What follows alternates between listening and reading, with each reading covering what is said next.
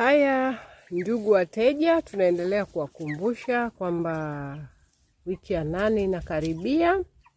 Kama mnavyowaona, kuku wetu ni wenye afya, wanakunywa maji. Tumeendelea na mpapai pia leo, hatujabadilisha.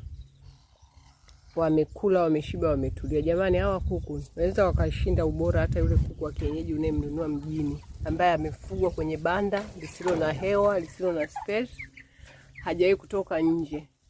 Anapewa dawa ya mafua, dawa sijui ya kikozi, dawa ya macho, chanjo ya gumboro, sijui nini, Newcastle.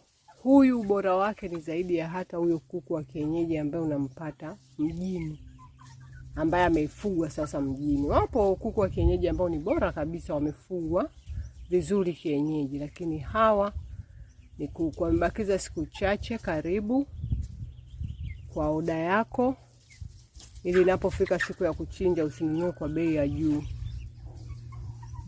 Tumebakiza siku moja kufunga bei ya pre-order.